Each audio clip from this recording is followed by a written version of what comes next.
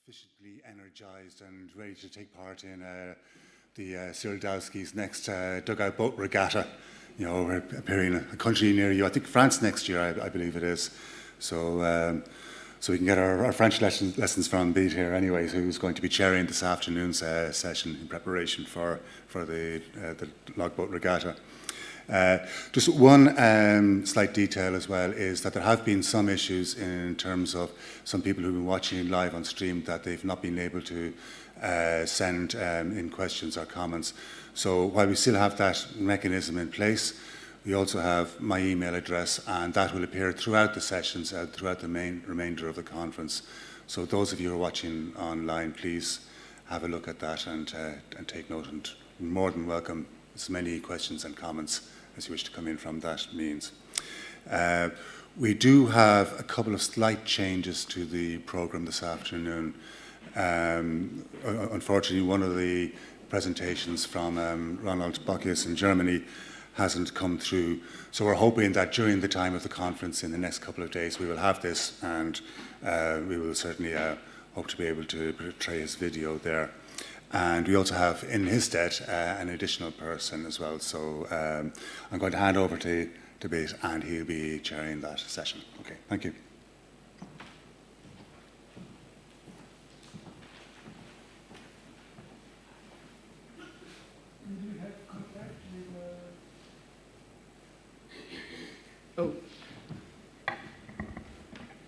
Did we have contact with Elena?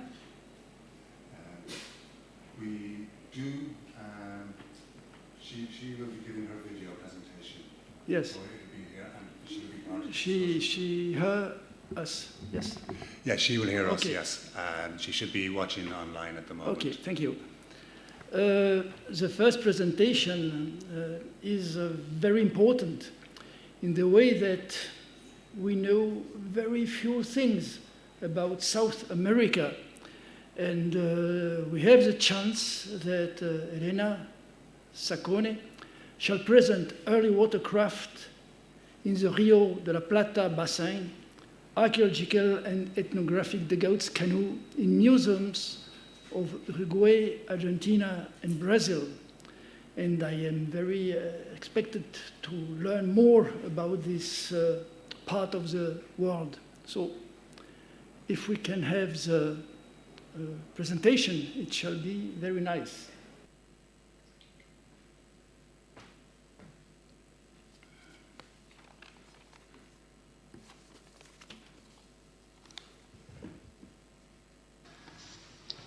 Well, hello, good morning or good afternoon.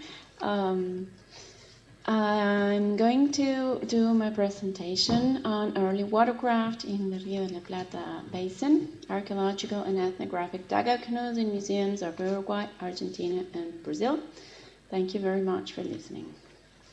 Well, first I need to thank the funding agencies, the National Agency of Research and Innovation, and the Research Board of the University of the Republic, and LAPU, the group of research that I belong to, Laboratory of Archaeology, of Landscape Archaeology and Heritage of Uruguay, from the University of the Republic and the School of Humanities, where I did my research for my master's degree, which this presentation is based on.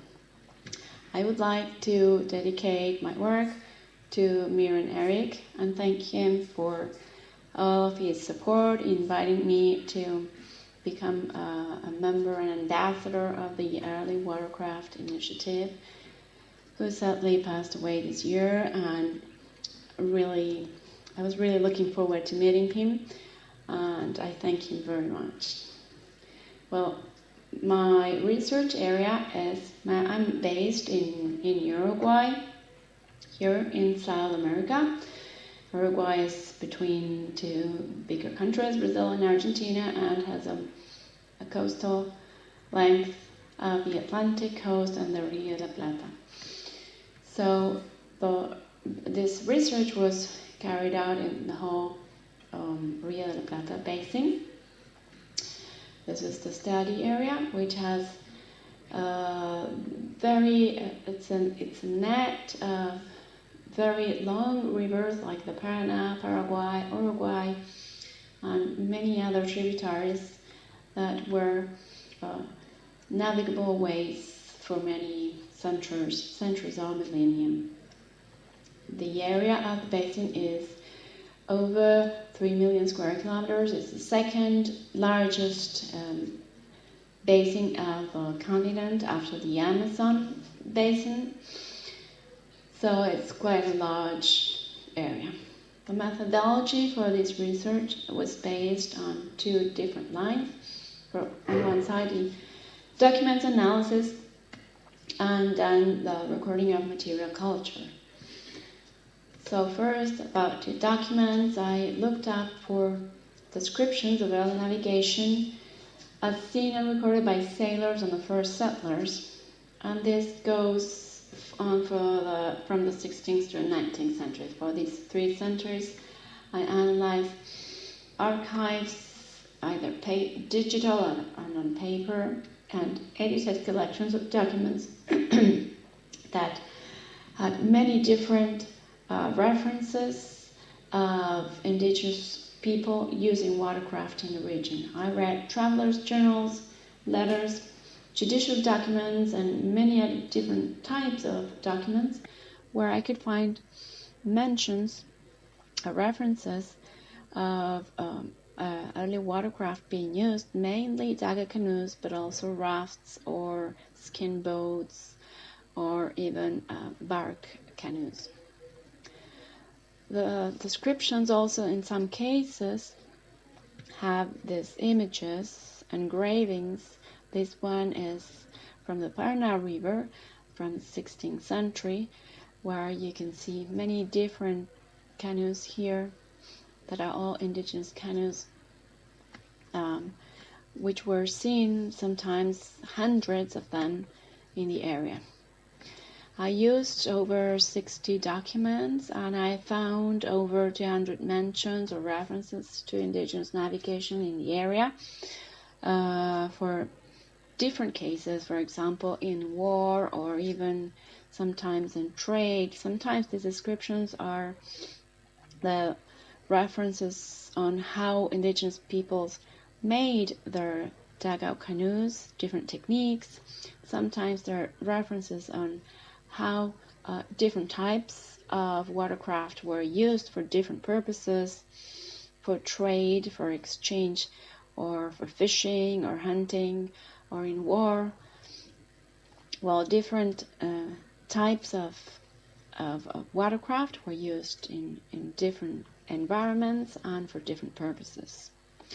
Then I did this basic analysis of where these mentions refer to every time. Within these 200 mentions of references of indigenous navigation, I consider the century. So this is the 16th century, the 17th century, and the 18th century, and then the last one shows them all together.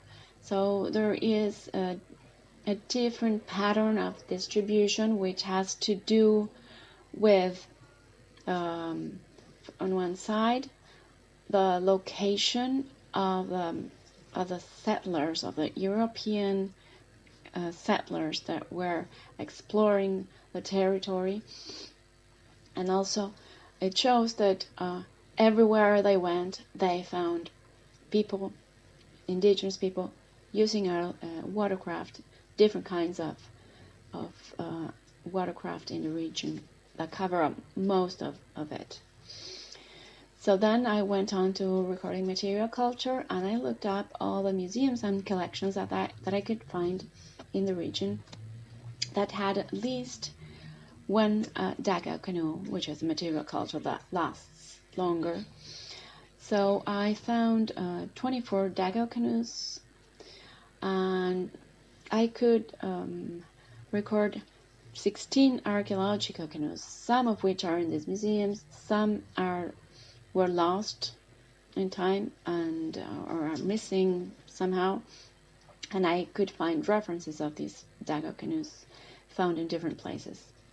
These are the 20 museums that I could find in the region that had at least one Daga canoe, and these marked in green are the 8 that I could visit during my research. There are 4 in Uruguay, 3 in Argentina, and 1 in Brazil. This is the list of the museums or collections that I visited. In Uruguay, the 4 that I visited each had only 1 Daga canoe. In Argentina, I visited these 3 with the Naval Museum had 2, the Ethnographic Museum 1, and the Natural Sciences Museum 4.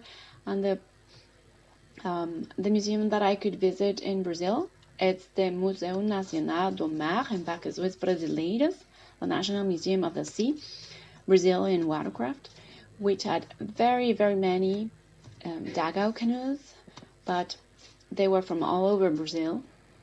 So they had this huge area, a hall in the museum that was devoted to Daga canoes, and at least 13 of them belong to the Rio de la Plata basin. So those are the ones that I recorded.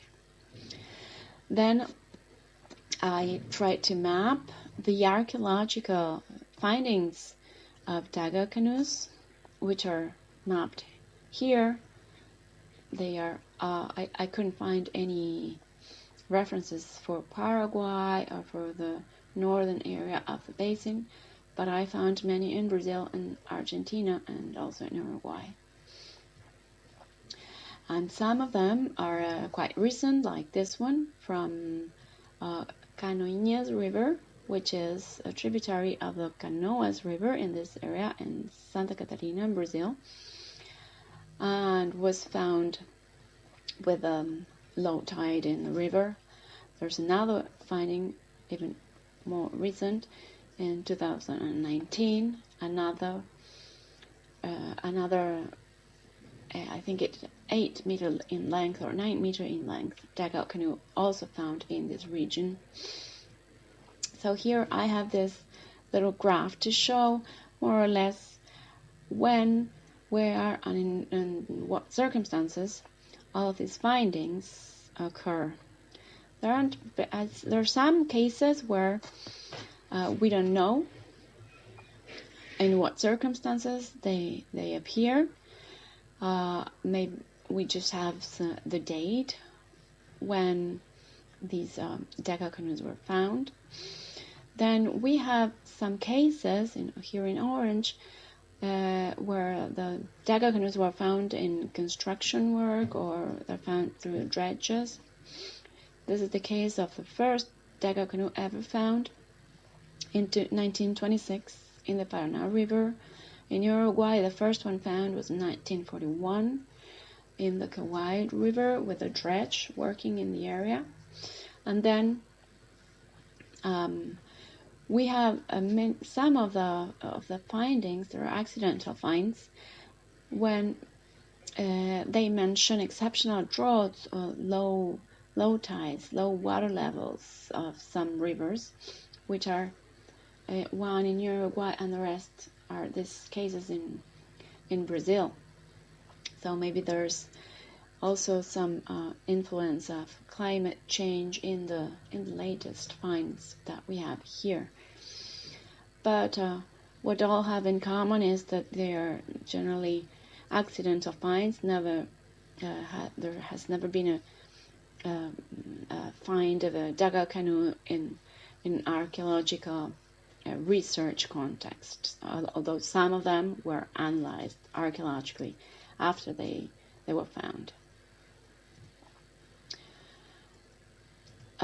So I could do some research on 5 of these canoes to know the wood that they were made of. And these are the 4 canoes in Uruguay and 1 in Argentina that I got permission to get samples. And well, this helps with provenance studies because for example, in this case, this dot shows where the canoe was found, and then the green area shows the distribution of the species that it's made of. So there's usually a correlation between the species and the origin of the dugout canoe. For example, this one in the Ethnographic Museum of Buenos Aires, they had some information about this dugout canoe, that it came from the south of Argentina, but they didn't know much about it. And the analysis of the wood helped identify the coihue, which is a very typical species that grows only in the south. So it helped them to have some background information and confirmation of what they had only from oral information. This dugout canoe had been in the museum for over 100 years, and there were no papers whatsoever about it. Then I could do also some carbon-14 dating with some of them. I didn't find any prior to the European arrival in the continent, but I think it's very important to be able to locate them chronologically, to continue this. It's important to continue this effort because there's very few dugout canoes that have been dated in the region, and this helps us understand the evolution of this type of watercraft. And finally, I would like to show this example of one of the dugout canoes, which was found. It's this one here on top. It's broken. It's 5.5 meters long, very thin sides. Has some specific nautical features, like this kind of keel that shows in the bow and the stern. I had a chance to date it, and it belongs probably to the 17th century. It was found in Colonia, here in Uruguay, where this little dot is, but then the wood ID turned out to be a species, Cordia glabrata, which actually doesn't grow here in this area. It comes from further north. And also, I found some documents that talked about this type of nautical features, this type of keel that is identified in the coast of Brazil for as early as the 17th or 18th centuries. And also knowing the history of the region of Portuguese colonies and Spanish colonies in the region. In the 17th century, in 1680, a Portuguese city was founded right here, Colonia do Sacramento.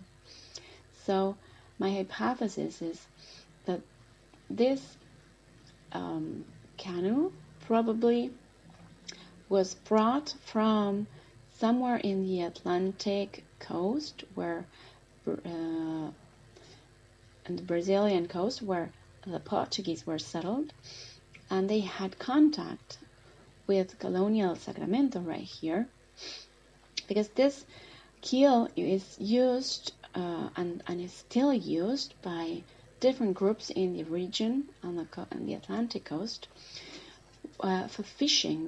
They make these dugout canoes for fishing, and they go into the Atlantic, and they need this keel to break the waves when they go in. So it's a very specific nautical feature that is not used inland, or the shape of the canoe talks about the coast.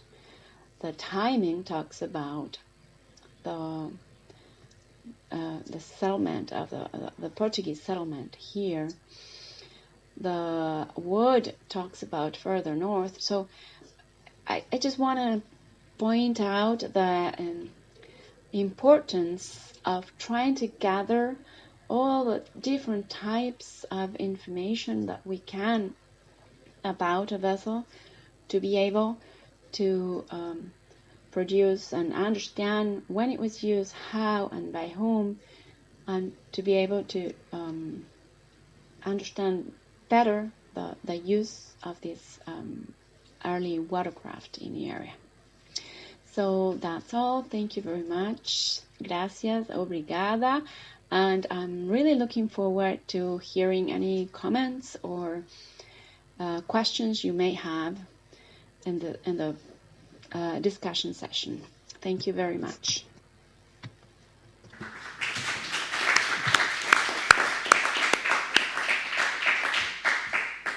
Thank you, Elena, for your presentation. Sure, many questions are present. I have just one question. On the canoe that you have observed, did you have found any traces of expansion of the wood?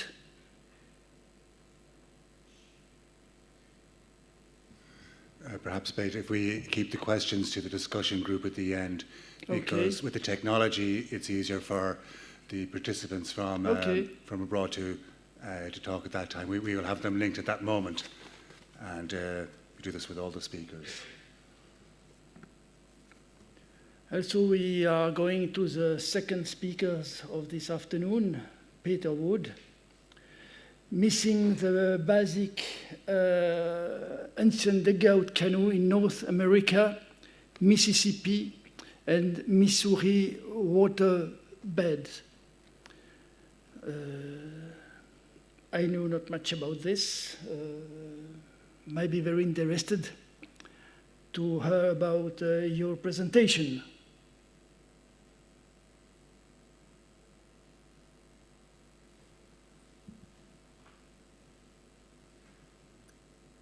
Hello, I wish I could be with you in Portugal. I'm Peter H. Wood, a history professor from Duke University in North Carolina. I'm retired now and living in Colorado near Denver at the edge of the Rocky Mountains.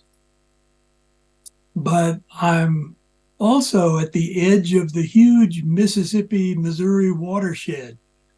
In fact, I was born in St. Louis, where the Missouri River flows into the Mississippi. And as someone studying early American history all my life, I've always been interested in this region and in its boats.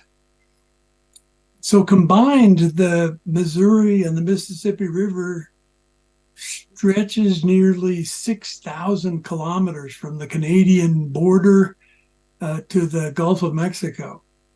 And that makes it the fourth longest river system in the world after the Nile and the Amazon and the Yangtze. And this huge system is also the world's fourth largest watershed.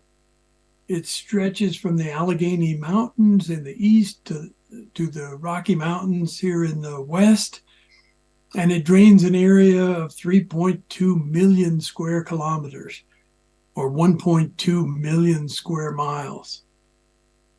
St. Louis, where I was born, was founded as a French fur trading post on the west bank of the Mississippi some 260 years ago. It grew first with the steady supply of furs being shipped down the Missouri River, often in dugout canoes, and soon it developed into a central port for steamboat traffic. Later, it became known as the Gateway to the West, symbolized by its soaring gateway arch. But St. Louis is not the only city near where the Missouri and the Mississippi come together.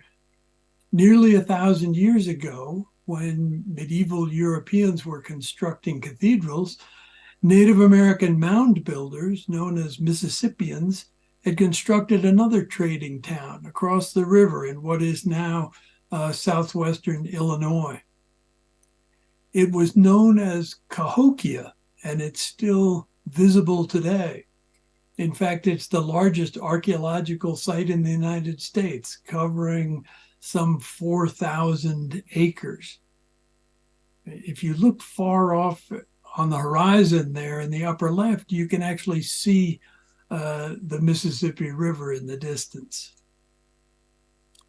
So Cahokia was at its peak in the mid-12th century, and the archaeologists have worked for generations to understand this site. They've discovered that people and materials arrived here from all directions and from great distances. But here's the problem.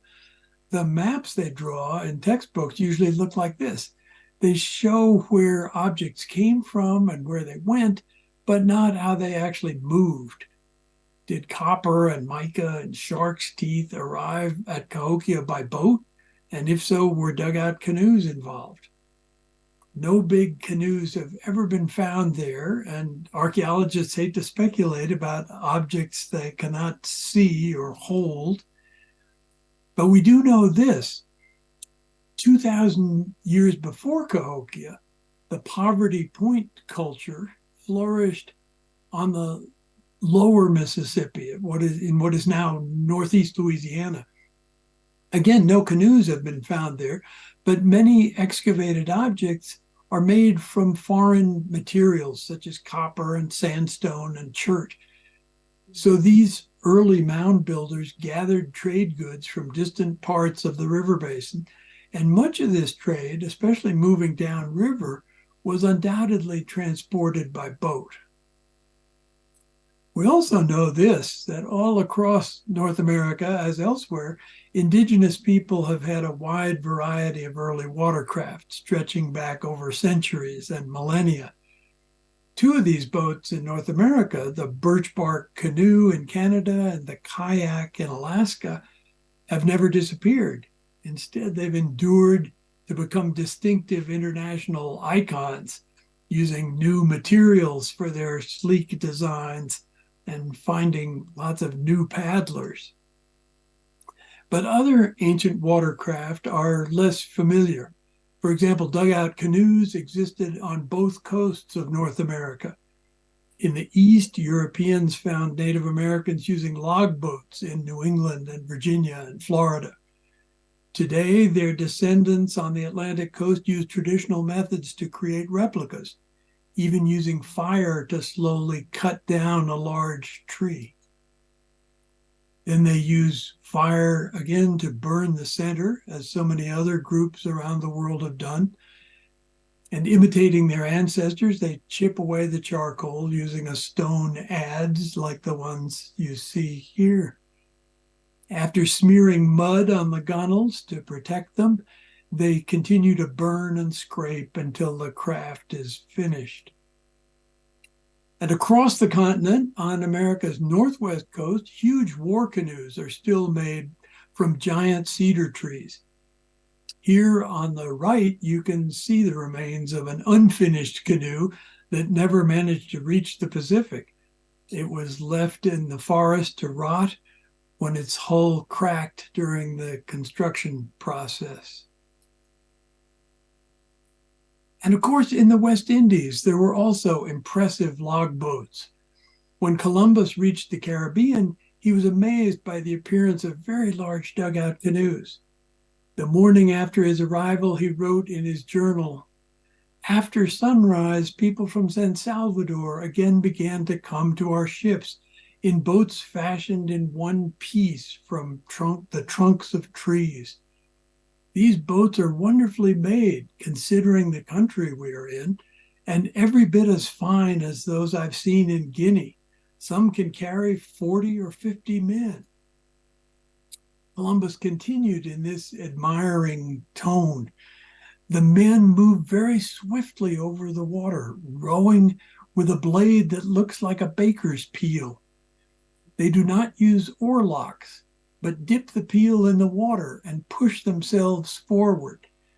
You have to remember that Europeans, by and large, had shifted to rowing rather than paddling by this time, so they were fascinated and impressed. "If a boat capsizes," Columbus wrote, "they all begin to swim, and they rock the boat until about half the water is splashed out. Then they bail out the rest of the water with gourds that they carry for that purpose. Around 1540 AD, less than half a century after Columbus, Coronado and De Soto led two Spanish efforts to explore the interior of North America. They arrived from opposite directions, and what is important for our purposes is that both expeditions, even coming several hundred years after the decline of Cahokia, still left separate reports of large dugout canoes in the Mississippi Valley. In the West, a soldier with Coronado named Pedro de Castañeda described the Wichita Indian who led them onto the Great Plains. The Spanish called this Native American man the Turk, since he wore a distinctive headband. And this guide claimed that he came from a land farther east where, quote, there was a river flowing through the plains which was 2 leagues wide. On that river, according to the Turk, who seemed to speak convincingly from firsthand knowledge, there was, quote, a great number of very large canoes carrying more than 20 oarsmen on each side. If so, they would have looked as imposing as these Maori war canoes still being paddled for ceremonies in New Zealand. But back to Coronado, his party never managed to see the remarkable river. Exhausted by the size of the Great Plains, they gave up in Kansas and turned back towards Mexico. Coronado condemned his Indian guide as a liar and sentenced the Turk to be executed. But still, Castañeda says that before they left Kansas, other Indians confirmed the guide's stories. Sorry, let me go back there. You can see that he talks to the Quarencho Indians, and they say that if you go east towards the sunrise, you'll find a very large river, more than 1 league wide, and that there were many canoes. So now, in contrast, De Soto's army, marching from Florida, finally entered the Mississippi watershed in 1541. Along the way, they encountered southeastern Indians using small and narrow dugout canoes. This museum sketch portrays the Spanish crossing a river in Georgia and being watched by the Indians. So when De Soto's army finally reached the Mississippi, the Spanish found big villages on both sides of the river. These towns had rows of much larger dugout canoes lined up along the banks. Archaeologists recently made this 3D computer reconstruction of one such town site in Arkansas on the lower Mississippi. So this view is looking east across the river. A Spanish chronicler known as El Inca interviewed many of the expedition's survivors, and they stressed seeing huge dugout canoes. They told him that when one of these vessels moves with all hands rowing, there it is, they really mean paddling, at full strength, it attains so much velocity that a horse running at top speed will hardly have an advantage over it. I'm reminded of these modern Lumi Indians racing large dugouts in Washington state on America's northwest coast. I'm also reminded of these modern pictures of dugouts being used throughout the continent of Africa. As all of you know, large canoes are still lined up there in great numbers along riverbanks and used steadily to transport people and trade goods. But it seems as though the boats seen by De Soto and his men on the Mississippi were even larger than the Lumi racing canoes or the numerous African dugouts. They sound more like the Maori war canoes from New Zealand that we just saw. Drawing from his informants, El Inca reported that among the numerous canoes, some were observed of such unusually large size as to cause our people to marvel. So immense that they supported 25 oarsmen on each side, and in addition held 25 or 30 warriors arrayed down the center of the boat. Thus, many of these canoes had a capacity for 75 or 80 passengers. Amazing. And then he adds this, which is relevant for us. Though so large, these vessels were made of only one piece of wood. Hence, one may see what very handsome trees are to be found in that land. According to one account, the day after De Soto's force appeared on the shore, a local chief came with 200 canoes full of Indians painted with red ochre. They were holding shields, and they were arrayed from prow to stern with their bows and arrows in their hands. He continued, those canoes were very pleasing to see, for they were very large and well built. And together with the awnings, the plumes of feathers, the shields, the banners, and the many men in them, they had the appearance of a beautiful fleet of galleys. El Inca's book contains one whole section entitled The Size of the Canoes and the Splendor and Order of the Indians Manifested in Them. He writes that wherever the Spanish went, they encountered people traveling up and down the river in squadrons in their many finely wrought canoes. And all this was due, he said, to the great advantage of having large trees appropriate for canoes. You can see here that at least one 19th century illustrator took these reports seriously and imagined the dramatic scene. But no such huge canoes have ever been discovered in the Mississippi Valley. So modern historians have usually doubted these Spanish sources. Now, as we all know, discoveries of huge ancient logboats are rare. This is the so-called Lurgan canoe that was discovered in Ireland in 1901. It's 4,000 years old and measures 45 feet long and 3 feet wide, made from a single oak tree. And then 3 years later, in 1904, a smaller oak dugout was recovered from a lake bed in eastern France, the so-called Jura canoe, which is 30 feet long and 3,000 years old. Then in 1987, a slightly smaller but much older Dufana canoe was uncovered in Nigeria. But everywhere such discoveries are rare.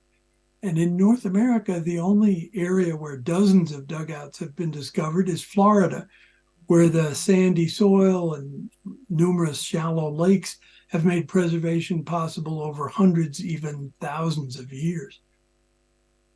So let me return to the huge Mississippi-Missouri watershed and suggest how we can explain and perhaps someday solve the problem of the missing boats. Let's start by talking about the big trees and why they disappeared. Then I'll show how the river itself has managed to conceal physical remains, and I'll end up discussing the material evidence that does exist and whether we might find something in the future. First, what became of the huge old-growth trees in the Mississippi Valley? In fact, such trees existed in abundance up through the 18th century. And when the current would undercut their roots and they toppled into the river, they could be carved into canoes. A few hidden away in the mountains, like these old chestnut trees or the big cottonwood in the last slide, survived into the early 20th century. In the 1770s, at the time of the American Revolution, the naturalist William Bartram explored the Mississippi, and he wrote, "We entered an extensive fertile plain bordering on the river and shaded by trees of vast growth, whose mighty trunks appeared like columns. Many of the black oaks measured 8, 9, 10, and 11 feet in diameter, 5 feet above the ground. They ascend perfectly straight, 40 or 50 feet to the limbs." This man on the far right is sitting on the trunk of a huge tulip tree or yellow poplar.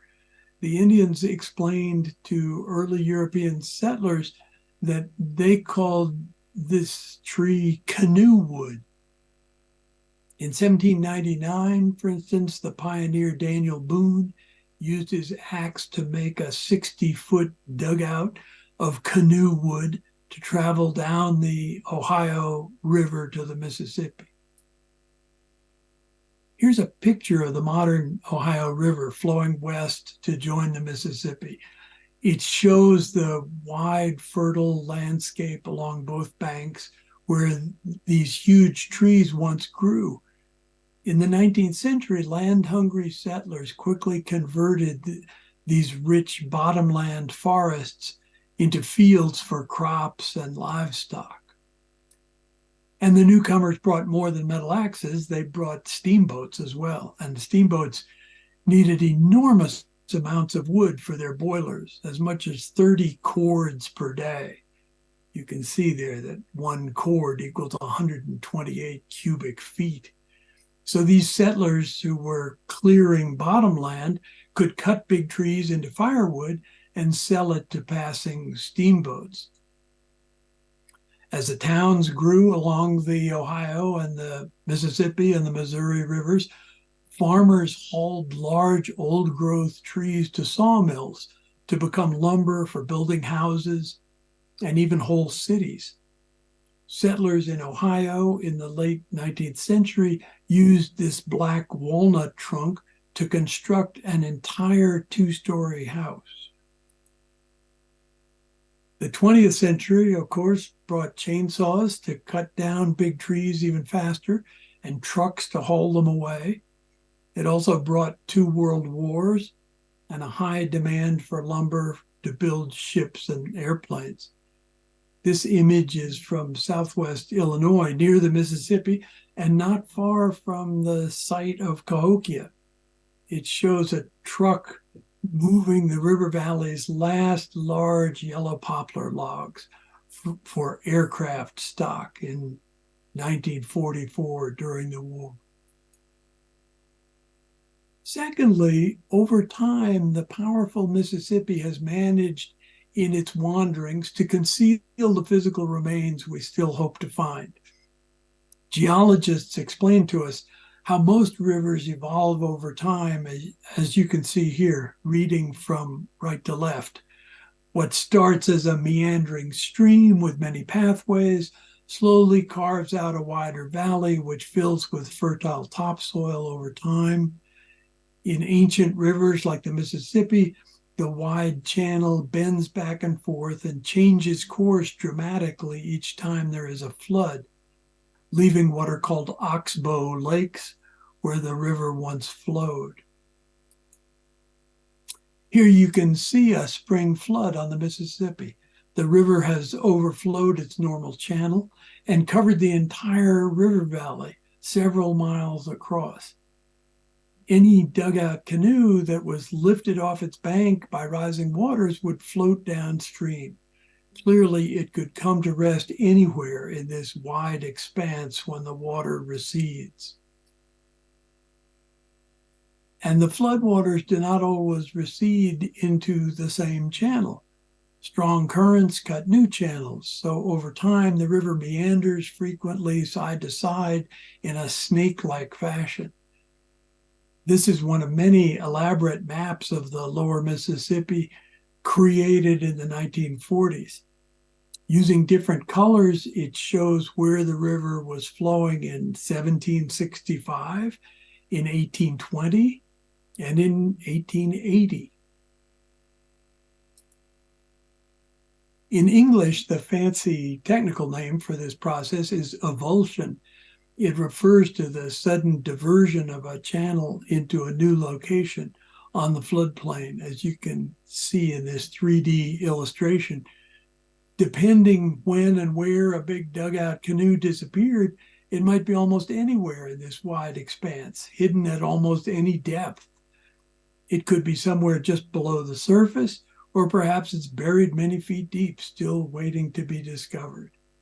It is, in short, the proverbial needle in the haystack. That said, what material evidence does exist at present regarding dugout canoes in the Mississippi-Missouri watershed? The answer is somewhat disappointing, I'm afraid, but predictable. After all, consider the fact that few people, whether farmers or archaeologists, have even been looking until recent years. And as in other river systems, some of the best finds occur after a flood carves into a riverbank. These discoveries often involve small boats from more recent times, abandoned on minor tributaries, and they're often made by passing hikers or fishermen or vacation paddlers. That applies to the so-called Bloomington canoe, discovered in a river bluff in Minnesota near the headwaters of the Mississippi more than 50 years ago. It's roughly 400 years old, but such small craft persisted into the 19th century. The famous American writer Mark Twain describes using a dugout like this one when he was a boy growing up beside the Mississippi during the age of steamboats. Larger and more interesting discoveries have come more than 1,000 miles to the south at the other edge of the watershed, where the Red River, shown here in blue, runs through Oklahoma and Texas to join the Mississippi and Louisiana. Some 800 years ago, when this 32-foot dugout was made, the Caddo and Mississippian people lived along the river. So when a flood revealed this well-preserved boat near Shreveport, Louisiana, 40 years ago, it became known as the Caddo canoe. 6 years ago, just a few miles from that earlier site, hikers noticed the tip of another Caddoan logboat protruding from the bank after a flood. It's 33 feet long. It was dug out of the riverbank, and it's now being preserved at the excellent Laboratory for Underwater Archaeology at Texas A&M University. Of course, ancient wooden boats are biodegradable, even in the best circumstances, so scholars in North America, as elsewhere, sometimes use more solid evidence wherever possible. These canoe images come from an engraved conch shell that was discovered at Spiro, an important site near the Arkansas River on the western edge of the Mississippi watershed. Like Cahokia, Spiro was an active site between 800 and 1400 AD, though it remains a mystery whether these pictures were carved by local inhabitants or carved on a shell that was traded north by the Mayans.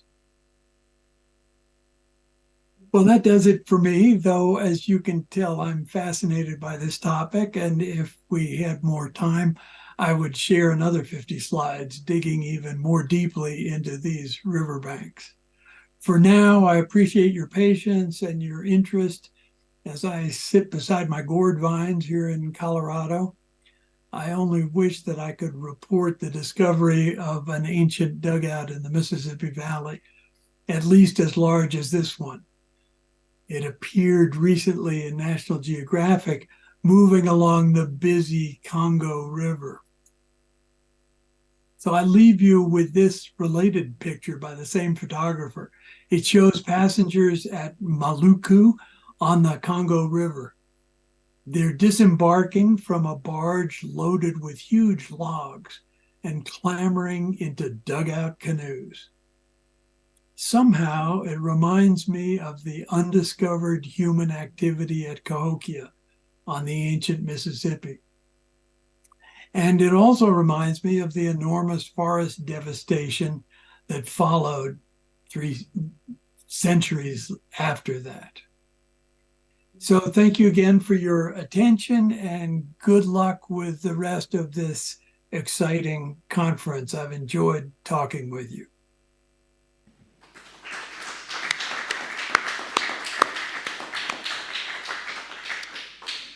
Dear Peter, thank you very much for your presentation, who opened us new perspective by using archive and also the evolution of the tree, the dimension of the tree and the disappearing of this exceptional material. Thank you. We are able to have the contact with Ronald. Ronald, we have not found him yet. We wait for his video, so I think it is necessary we have his video and we put it in a later session. Okay. So perhaps if we move on to Ekaterina.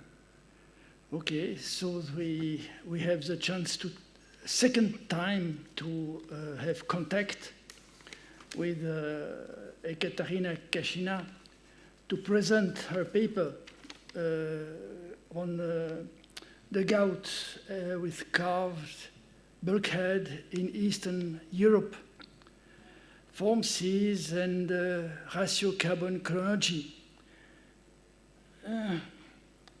It's also a problem of contact today with this area, and I am very happy that this contact can follow and that we are able to follow the presentation of this probably very interesting paper. So, Ekaterina, please, while waiting your presentation. I seem to be Good in the morning, right ladies place, and but gentlemen. My name is it's too Ekaterina late. Kashina. I am the head of the Stone and Bronze Age Archaeology Sector, Department of Archaeology, State Historical Museum, Moscow, Russia. My main interests are the late Stone Age hunter-gatherer fisher communities of the East European forest zone, their art, settlements, bone implements, and watercraft. I feel a bit like an outsider because I entered the early watercraft company only in 2019, aiming to get more data for the study of an excavated dugout kept in our museum. Our project was luckily financed for 3 years, and I don't have much rowing experience. Last time it was in 2008 during the archaeological excavation. At the Eastern European territory, archaeological dugout finds are usually made in context of rivers and lakes. They became the part of museum collections in USSR since 1930s, but in fact the majority of occasional finds didn't survive and vanished before or sometimes after their transportation to the museum storage. Usually they were found by the locals, and thus the context information was usually missing, and no additional studies were made during its storing.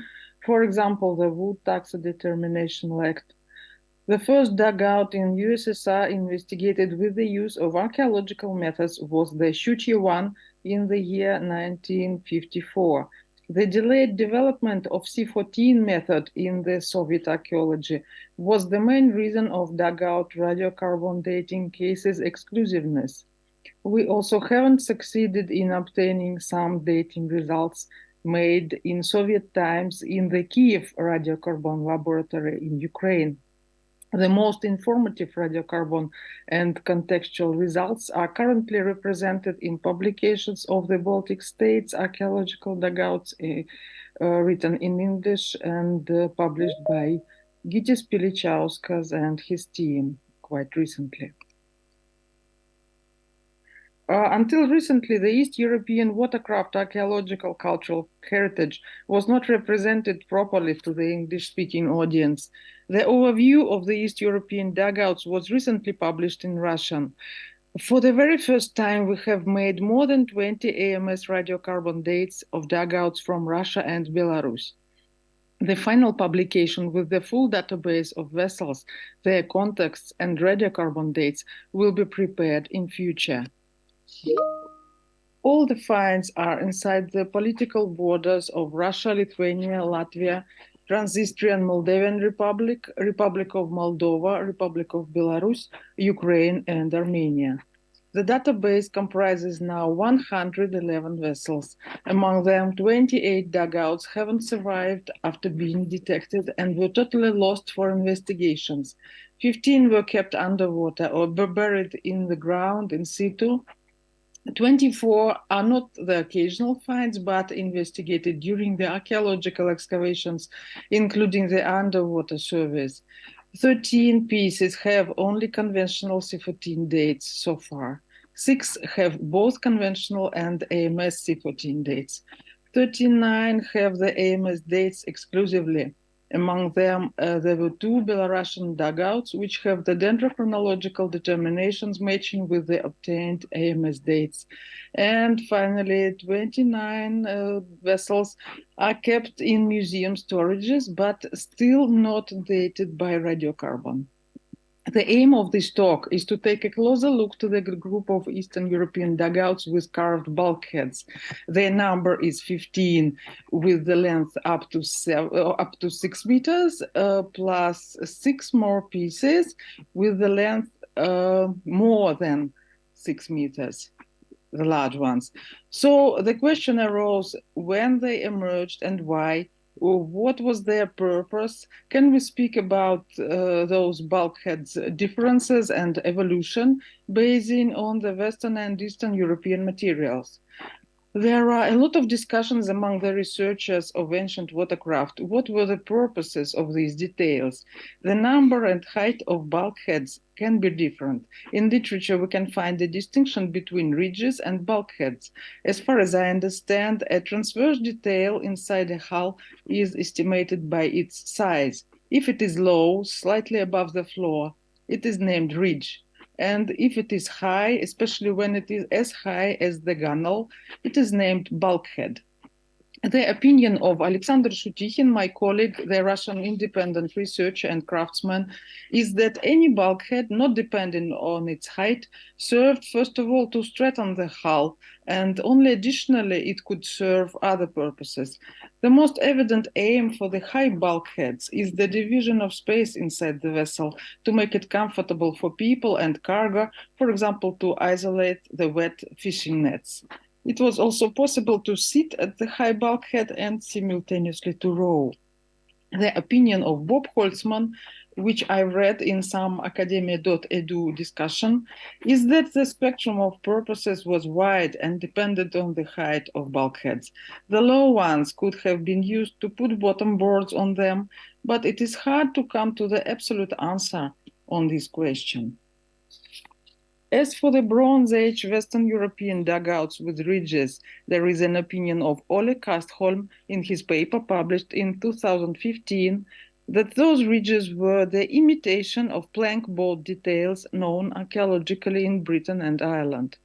He also argues that dugouts in the Western European and Southern Scandinavian Bronze Age and Early Iron Age demonstrate the homogeneous tradition which reflects the interregional cultural community, often featuring ridges and box-shaped cross-section of a hull.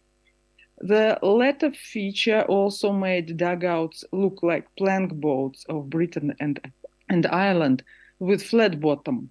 Thus, it was a widespread cultural influence, those ridges and flat bottom. He doubts that these ridges, being just a few centimeters high, helped to stiffen the hull.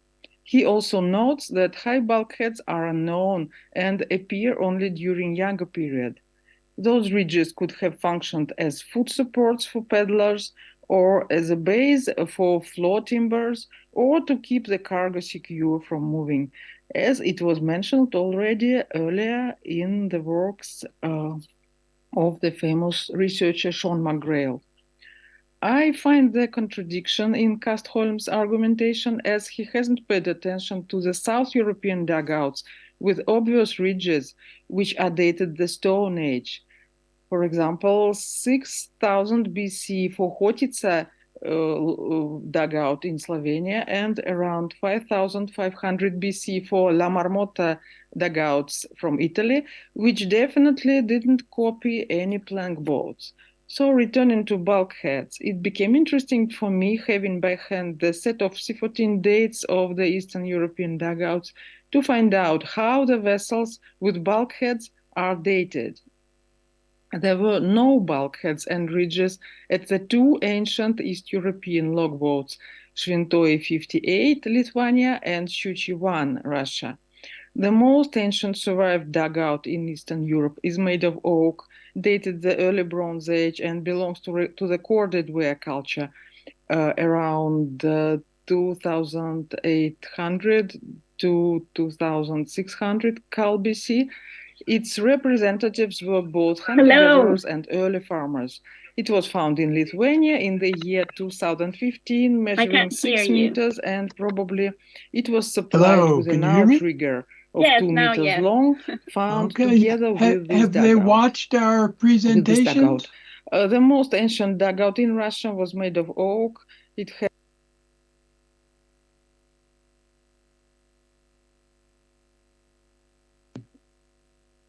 I just got muted, so I missed what you 7.5 meters, dated the 18th, 17th centuries BC, the Middle Bronze Age, and belongs to the Srubnaya, or in English, timber grave culture. Its representatives in the Middle Don River in Voronezh region, black soil belt, were the semi-sedentary pastoralists of the forest steppe and steppe zones. It has the conical shape of the original trunk. And the third vessel, the Medveditsa dugout, found in southern Russia, the lower Don River, was made of oak, 7.5 meters high, dated the 2nd, 3rd centuries AD, early Iron Age, and belongs to the Sarmatian culture of steppe nomads. It probably has one low ridge.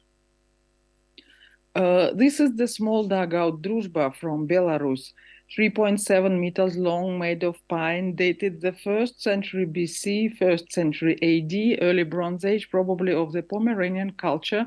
In Poland, it is named as Kultura Pomorska. The preservation was very poor. Only the dark color wood decay was documented in the field. It was smeared with tar from both sides. The presence of boulders inside this vessel also raises questions. Shutikhin proposed that it was probably damaged during the expanding of a hull with the use of hot stones and water. In this case, the presence of carved bulkheads was technically impossible. There can be another interpretation. This vessel maybe was deliberately drowned with the use of stones. If we consider these uneven transverse details as carved bulkheads, then their position inside the dugout looks rather strange. They are too close to bow and stern. So maybe those were the ridges. The fragmented dugout with only one high bulkhead preserved comes from the Lake Ladoga, northwestern Russia, and was recently dated the 7th or probably 8th centuries AD. It belonged to the community either of Slavic or of Scandinavian origin. The vessel was evidently a small individual one, maybe around 5 meters long, and was made of oak. This is the earliest East European dugout where we see a high bulkhead for the very first time. Another dugout, 5 meters long, made of elm with several bulkheads, come from the Republic of Moldova, from the Prut River, and was recently dated to the 9th, 10th centuries AD. It is not clear are there medium or high bulkheads in it. Sergei Bodyan and Vasily Yukal, my co-authors, should have found a better photo of this vessel, but unfortunately they were late for this talk, and I'm very sorry for that. From the monograph of Beat Arnold, published in 1995, we can see the same trend for the Western European dugouts. While ridges are known well from the Bronze Age, The real bulkheads appear only from the migration period and further. Materials from Czech Republic and Poland also seem to show the same trend, though the Polish dugouts with bulkheads were dated by dendrochronology. There are papers of Waldemar Rosowski, and the Czech dugouts with bulkheads by the typology in comparison with Polish ones. The papers written by Jason Rogers. After the 10th century AD and until the 20th century, we observed the constant presence of dugouts with high carved bulkheads, both among the individual and cargo vessels in Ukraine, Russia, and Belarus. In parallel, there existed individual and cargo dugouts, but without bulkheads. They are generally made of oak, but sometimes of pine as well. The large and rare expanded dugouts with additional side planks from southern Russia and western Ukraine are dated 13th, 14th century and 17th century AD. The group of individual dugouts was dated by C14 mostly to the early modern period, 16th and 17th centuries AD, but some vessels are younger and dated up to the 20th century. Their total number is 15 pieces.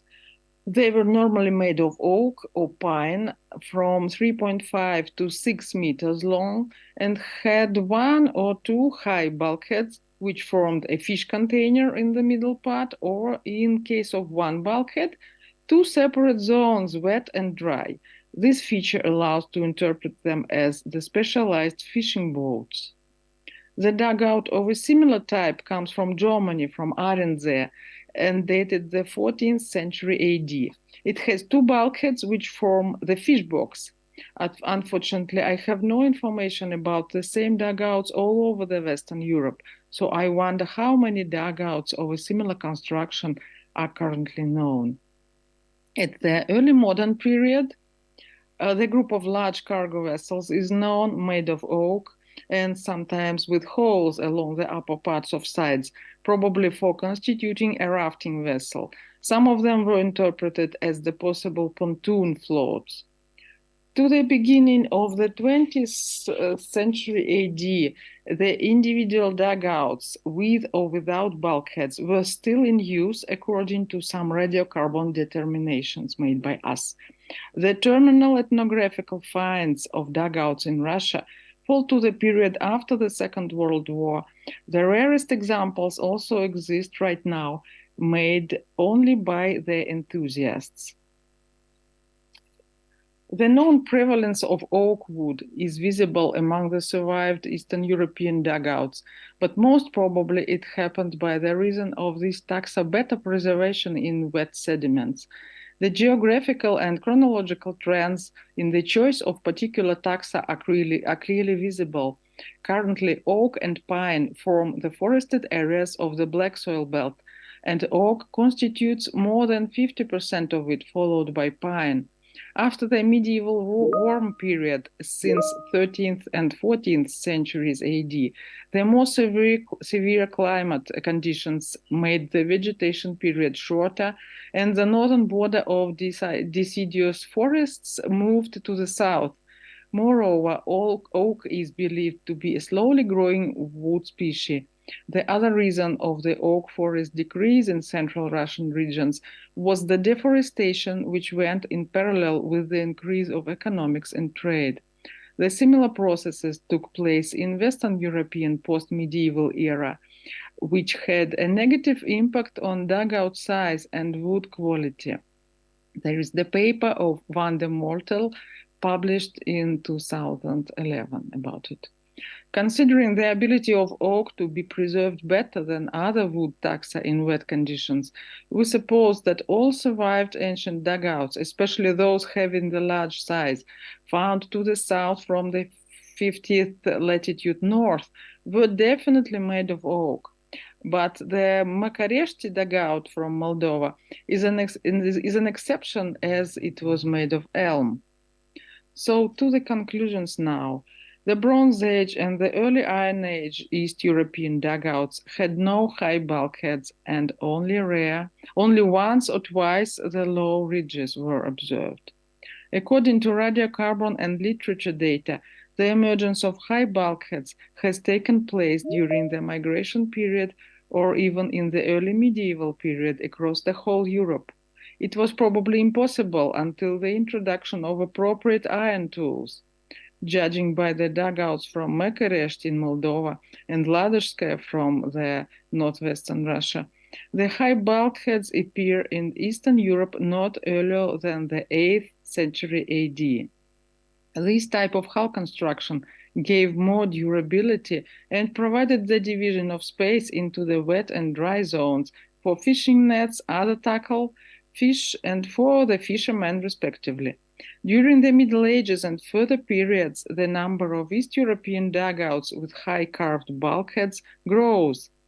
The individual dugouts with high bulkheads, as well as without them, were still in use until the 20th century and definitely coexisted with different types of plank boats, archaeologically known from the medieval Rus cities, such as Novgorod, and with expanded dugouts, which are archaeologically known from the medieval town of Shish and from the ethnographical materials in Volga region and Estonia. Dugout was rustic, most conservative, and the cheapest water transport type. That is why it has such a long history in the territory of Eastern Europe. Thank you for your attention.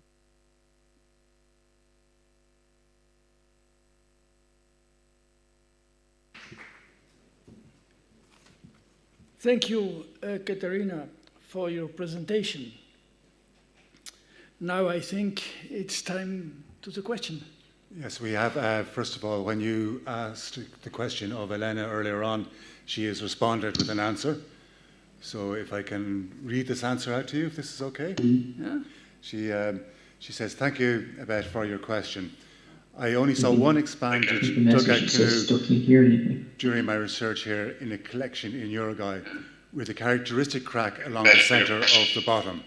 One expanded dugout. Okay, so we're fine.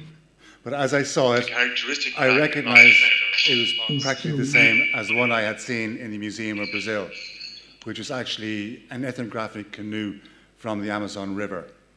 And they called them Montaria canoe, meaning a riding canoe, Looks like there's which is a small 3-metre long vessel used for daily travels by 1 or 2 rowers, and it has a double bow. So this is Elena's answer to you.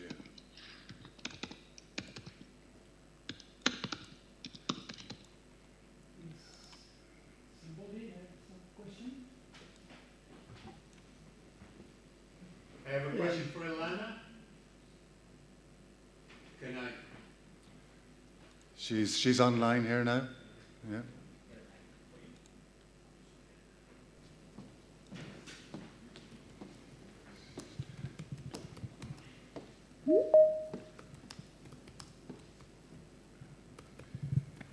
I'm asking them to turn on their microphones.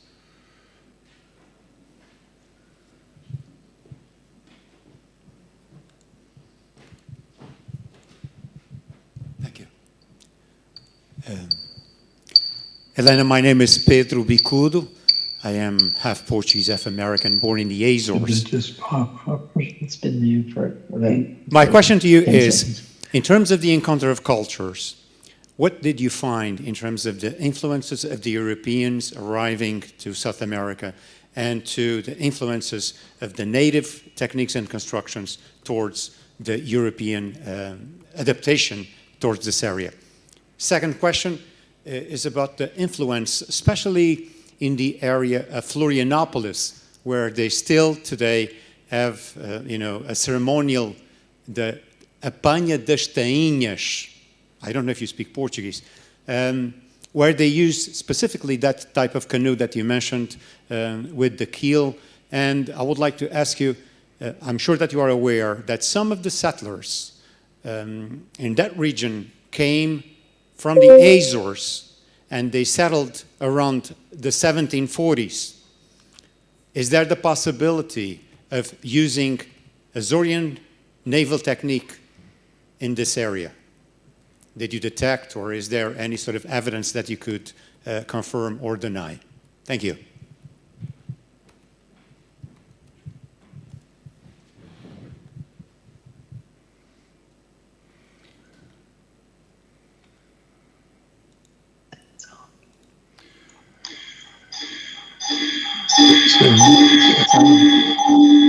What's on? Your microphone. Can we, His message, please turn on your microphone. can we control Just the say microphones something. here? Can we ask them to turn on your microphones, the presenters?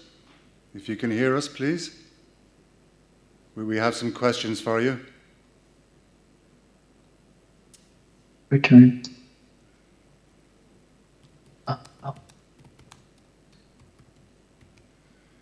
We seem to have some technical issues here. So I know, Peter, your microphone is unmuted, which is good. Can you hear us?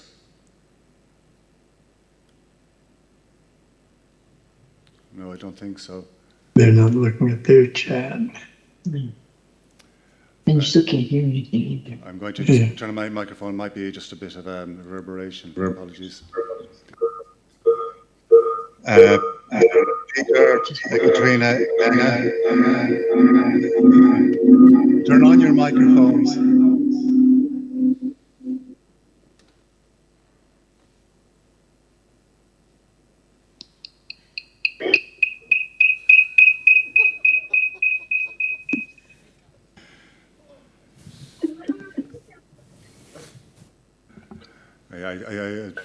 I don't know. I don't have the technical know-how here. I don't know if we can assist here.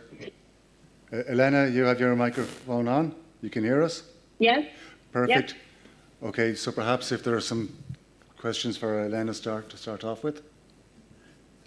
My question was to know if you have seen presence of expanded logboat on material in museums or observation in situ. I only visited museums in the region. I didn't see dugout canoes being used by present-day people. And I saw one expanded dugout canoe in the museum in Brazil that I visited in Santa Catarina, but this canoe was from the Amazon area. And then in one of the collections in my country, in Uruguay, I found another one which was almost the same. And I took a picture of it and sent it to the director of the museum in Brazil and told him, I have this canoe here in a collection. It was a private collection from a collector that passed away, and then there was an auction, and the canoe was sold to a museum here. And this one, I recorded it, and it was exactly the same as the type of canoe that they call the montaria canoe, which is like a riding canoe for one person or two people, and it has a double prow, double bow. It's exactly the same, going one way or another, and has 3 seats in place, and it has a crack at the bottom, along the bottom, that they told me it was very typical of this type of canoe. But that's the only one I saw, which wasn't really from our region. It was in a collection here in Uruguay, but then I found out it came from Brazil. I don't know exactly where.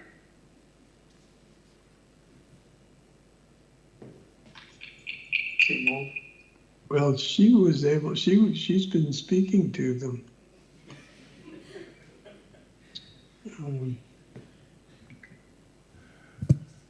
And I just You're unmuted. So. told them I couldn't hear you. Elena, do you hear me? Yes. This is Pedro Yes. Bicut. Okay, I asked you a question before, but due to technical difficulties, I'm going to repeat. I don't know if you listened the first time. I didn't hear anything. Okay, so the question is very simple.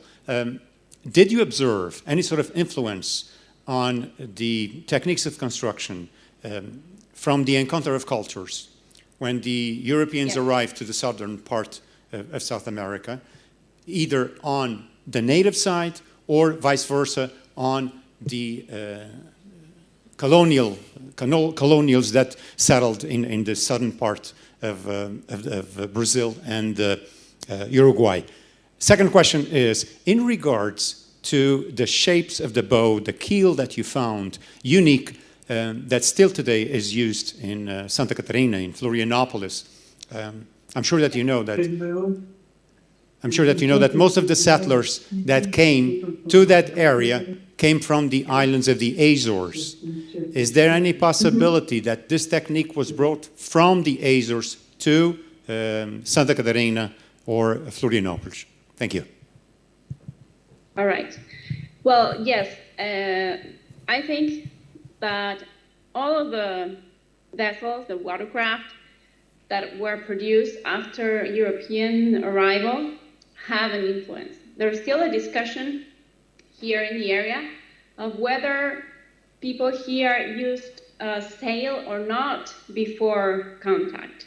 The sail was definitely used on the Pacific side of South America before contact, but it's still discussed whether it was used before the arrival of Spanish and Portuguese on the Atlantic side. And then there's also that there's different added things to the dugout canoes. So there are many dugout canoes in Brazil that I saw, which there's a dugout base, but then they have added bow and prow and added strakes and added pinholes for the oars. So there are many things that are incorporations that are coming from European vessels. And also Europeans, when they first arrived, they exchanged and bought from indigenous communities many vessels. They used the vessels that the indigenous had and with all the technique that it implied. So Europeans used indigenous vessels. They exchanged technology for sure.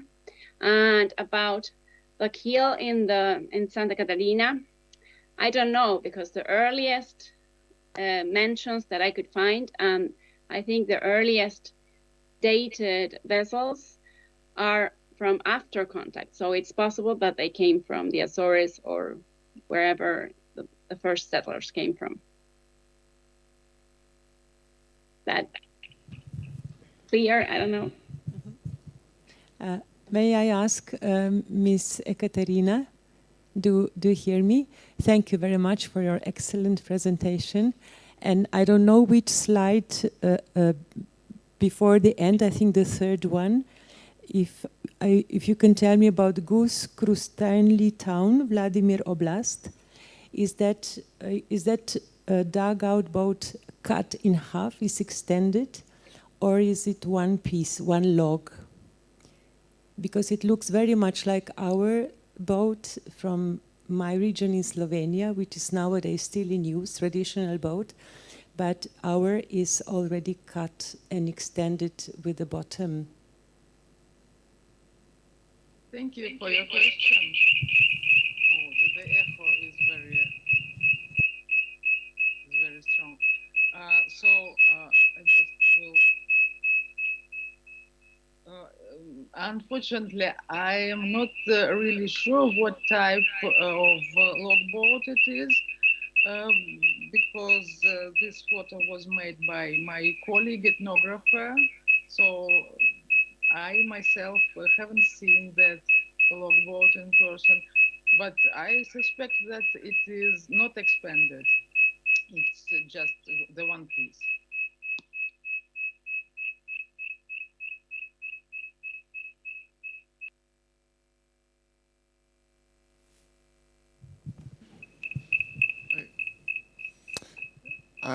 I have a comment more for Peter, if Peter is there.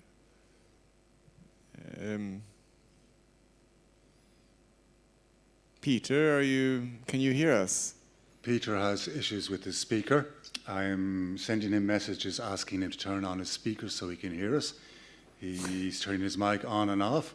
He has his charming wife there with us, I think. So perhaps between the two of them, they might read my emails and read my messages, and they can join us, hopefully. All right, maybe I will wait until Peter has joined us. I think so, yes.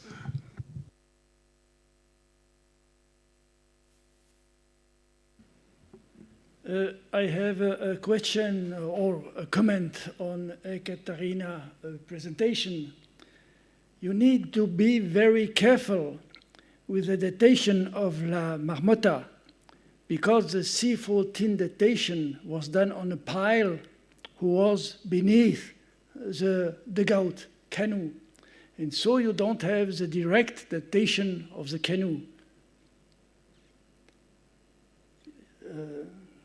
Okay, thank you for the information. I really didn't know it. Thank you. I will have it in mind.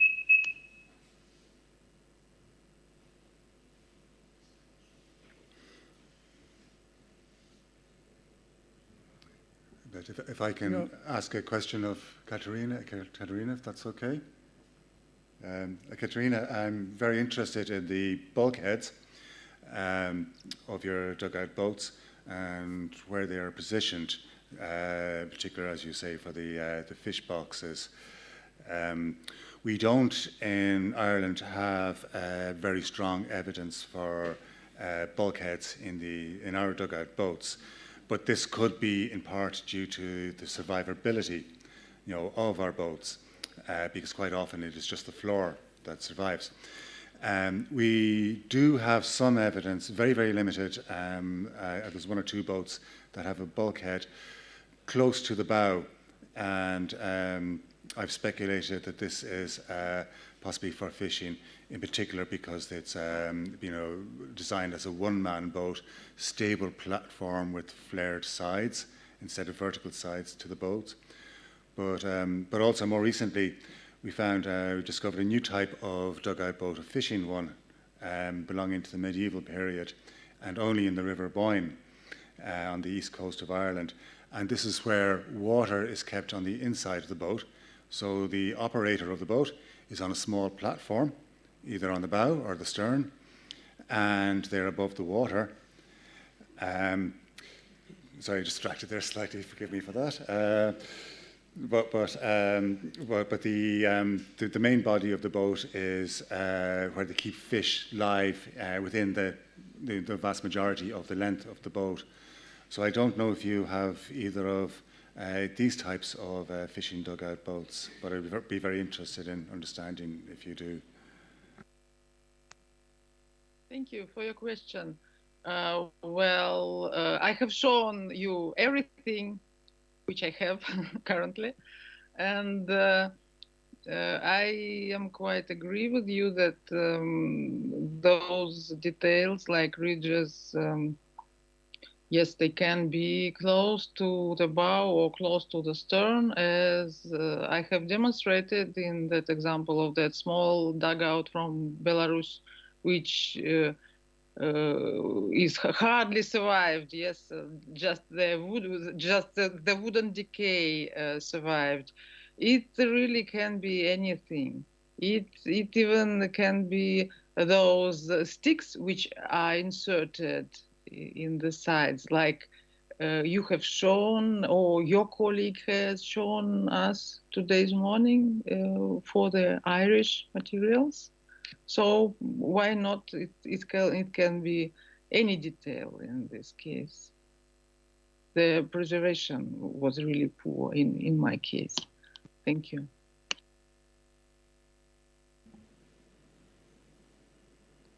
Some more questions? I'm sending in messages here, but they do not read them.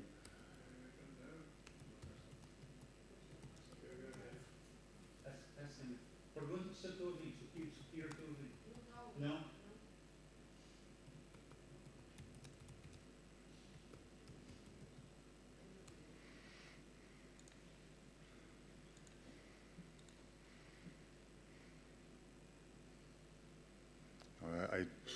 Can we send the text message to Peter asking the question? I am sending text messages, I am sending emails, and He has his speaker off. He has his microphone. He has his microphone on.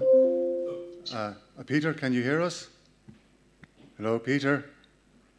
Please turn on your speaker.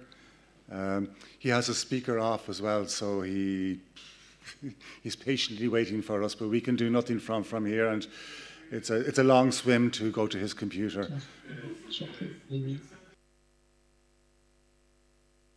Yes, I have, I think, about 20 messages to him now, and maybe 15 emails.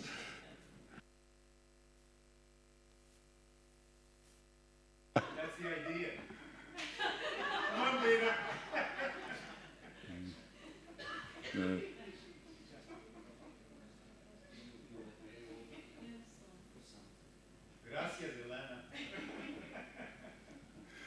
And also his speaker, because he cannot hear us, so he needs to turn on his speaker.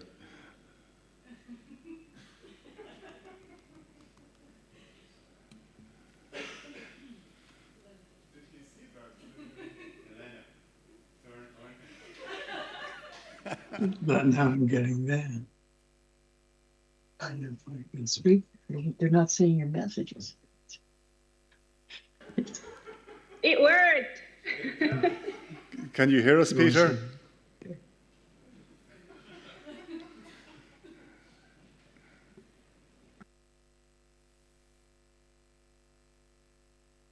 I'm looking forward to a drink this evening.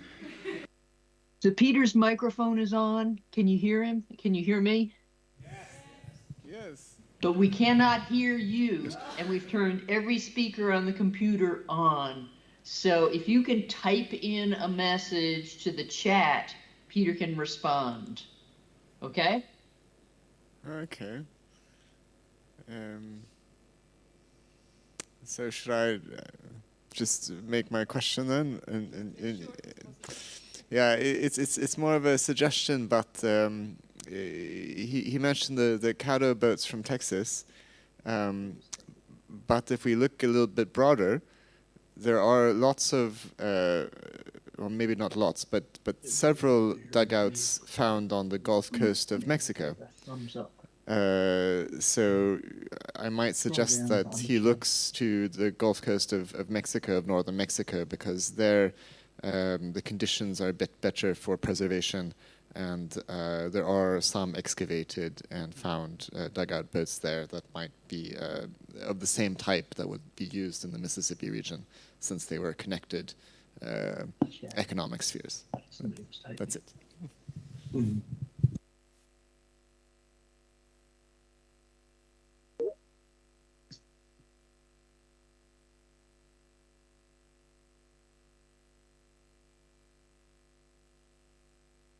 This boat's Click on that.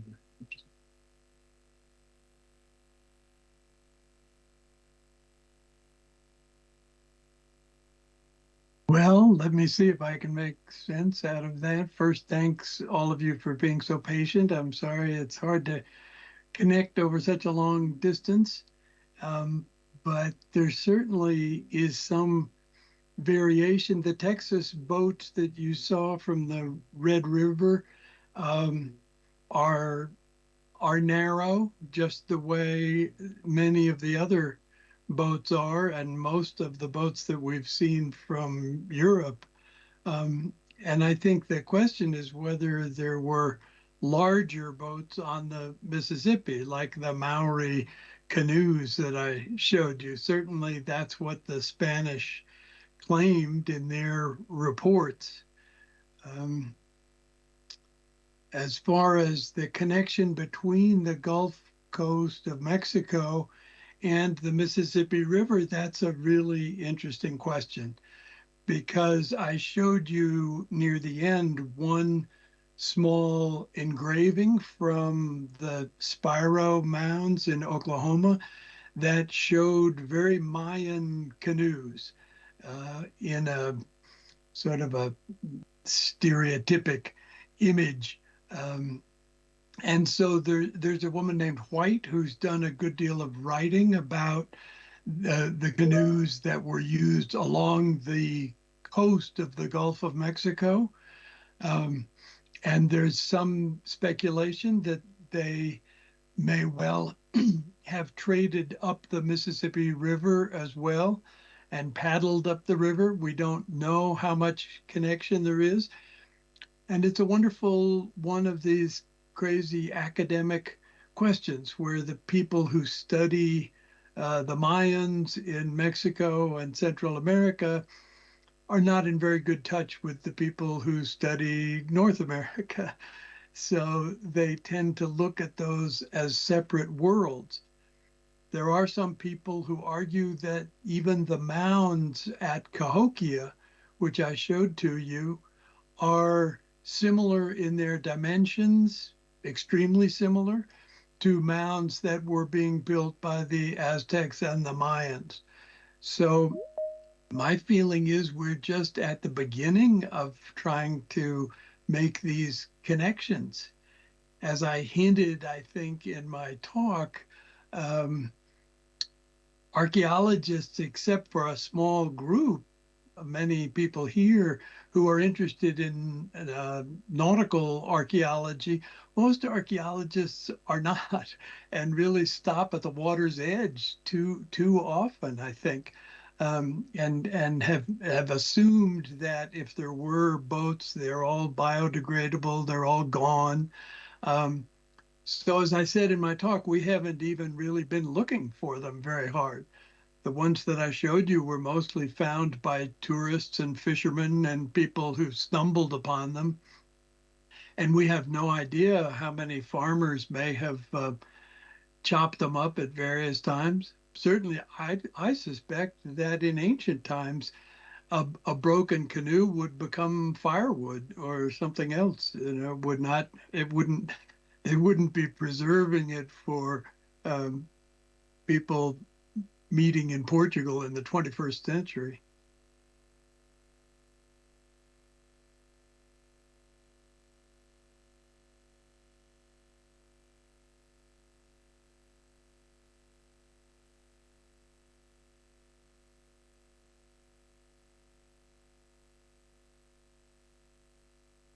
Mr. Wood, to comment on the relationship between.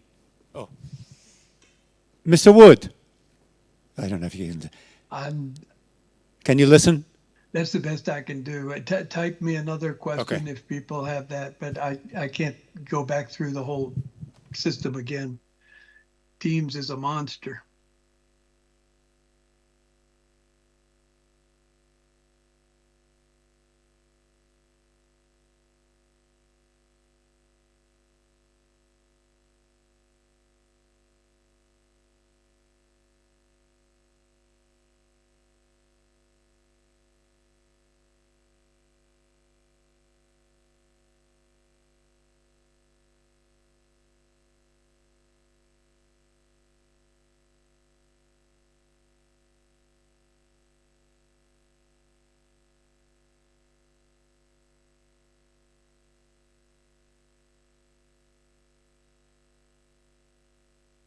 I think the question is about the relationship between North Atlantic canoes and the Wampanoag people in New England making canoes.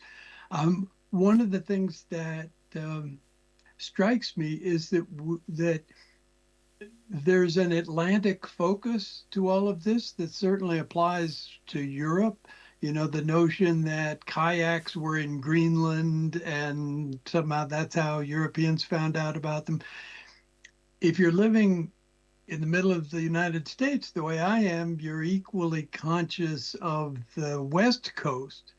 And after all, these clever indigenous people came from Asia originally. There's now, as you know, considerable argument that they came in boats rather than crossing the Bering Straits on foot when it was a land bridge. So they brought boats with them. There are amazing dugout canoes in the northern islands of Japan, which some of you may know about or have seen. And so the so-called Pacific Rim from Siberia across to Alaska and then down to British Columbia and to our state of Washington. I showed you some pictures from that region of amazing big dugout canoes made from cedar trees. Um, and so in the North Atlantic, there's no question that there were log canoes up and down the coast of North America. But a point that I didn't have time to make in my talk, maybe you figured it out, is that it's really the birch bark canoe that's most famous in Canada. Um, Really to the exclusion of anything else. You know, it has survived, it's admired, it's an icon, almost like the maple leaf. Um, and you can make it wherever there are birch trees. But the birch trees stop at the Great Lakes, you know, so most of the Mississippi River Valley has no birch trees. Um, so that's one reason you wouldn't have birch bark canoes. Some of the early French explorers brought birch bark canoes with them onto the Mississippi, and here's what they found. The Mississippi is full of what we call deadheads, that is, trees that have fallen into the river and that float and sink, and their roots stick up. And if you paddle your birch bark canoe into one of those roots, it cuts a hole in the canoe very quickly. So the French were learning as they traveled and realizing, oh, that doesn't happen with these dugout canoes that all the native people have made. Let's switch to dugout canoes. And that's what they did. There's a French explorer whose work has never been accepted or trusted as much as it should be, because scholars couldn't even imagine that you could go up the Missouri River, you know, but I think he did. And when he gets to what's the Mandan region in South Dakota, you know, this is way out on the Great Plains. And he finds that every village has huge canoes lined up on the shore, as well as bull boats that are made out of hide. And he says to the chief, could I borrow some of your boats? He says, 2 of your boats. And the chief says, oh, take 6. And so he puts his men in these boats, and he says to his French voyageurs, this is in 1690, he says, take out your axes and we will trim these boats so that they're thinner and they won't weigh so much. They won't be as heavy and they'll float better in the water. And La Hontan says that the native people were more impressed by our axes. After all, they had made these canoes using their own difficult tools. They were more impressed by our axes than they were by our guns. You know, they had bows and arrows. They could kill a buffalo anytime they needed to, but they could not take half an hour and make a canoe much slimmer in the water. So they're learning from each other.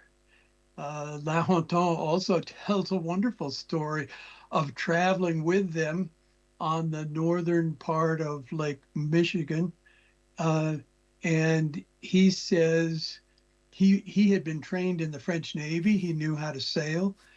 And he says, let's not go along the coast. Let's just sail across. It'll be quicker. And they said, oh no, we never go out of sight of land.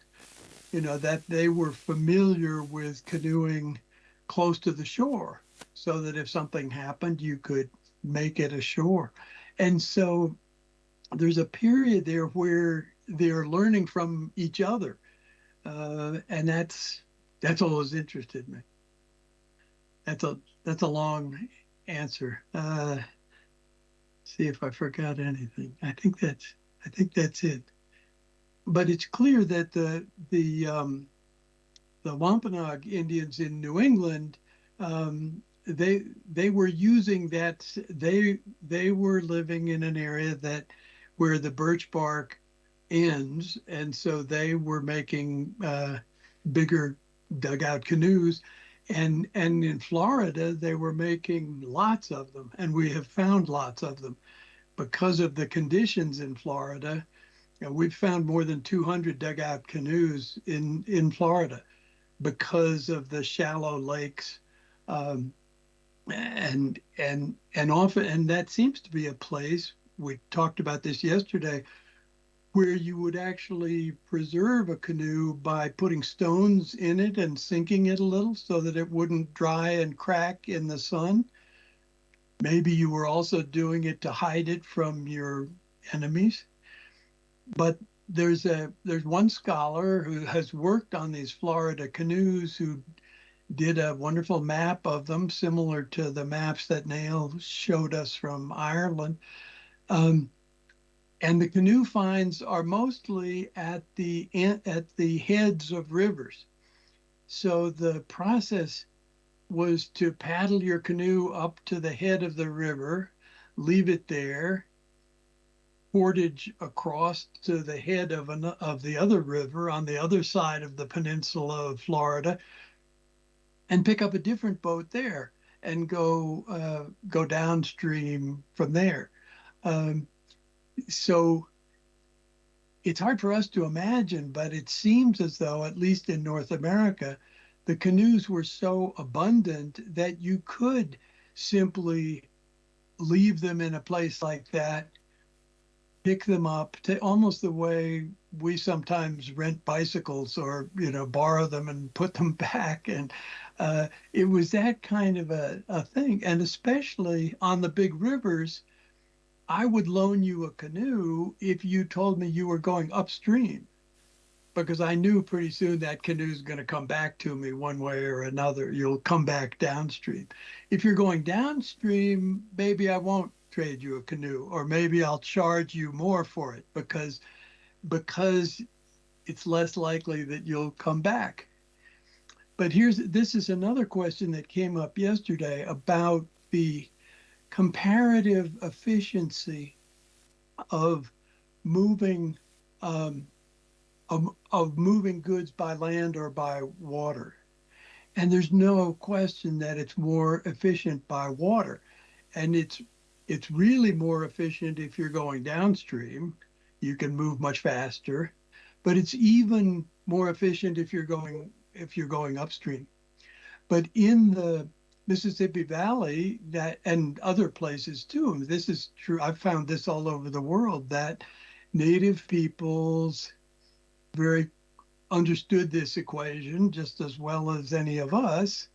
And you could paddle downstream to trade your goods and then leave the canoe there and walk back upstream if it was quicker. A wonderful example of that American school children learn is that when Abraham Lincoln was a young boatman in Illinois, he made money by building a raft and taking lumber and goods from Illinois and floating down the Mississippi to New Orleans and selling the goods, and then not going back upstream. He would walk back. And he was not the only one. This was a common practice, was that you would then walk back to Illinois or Ohio along a familiar Indian trail that was called the Natchez Trace. And it was easily marked. It was no problem. You could stop along the way. And so that idea of floating downstream, walking upstream, I think was often common.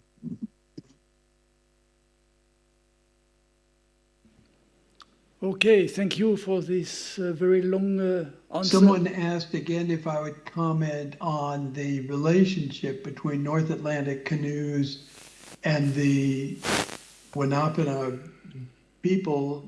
Maybe I already answered that. I mean, there's no question that there was much more interaction on on the northern, what Americans still call New England, right? Because that's where the fish were. So many fishermen from Portugal and from Spain went to that area in the North Atlantic for fish. And that's where they interacted with the native people. And both groups learned from each other. I don't know if that helps or not. So thank you very much, Peter. Maybe some other people have a question. Bob, you? No, it's okay. So I think we can conclude this session.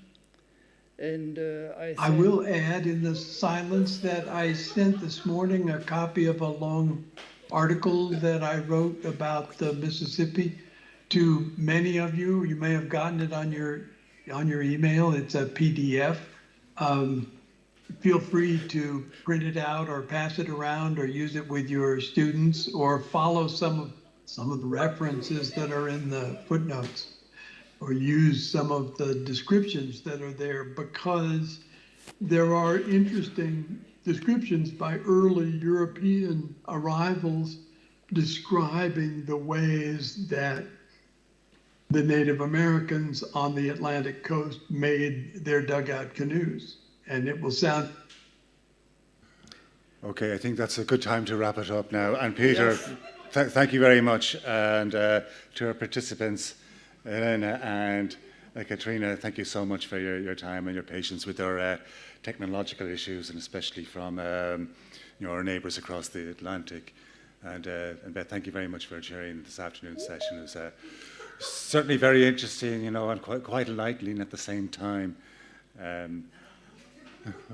Okay, we have tomorrow morning. We're starting off at 9:30 with coffee at 9 o'clock in the morning, and the discussion is the topic is the spirit of dugout canoes, ethnographical aspects, social perspectives, and cultural heritage. So, well, hopefully you'll all join us suitably refreshed then. And thank you very much. Thank you. Goodbye and thank you. Thank you.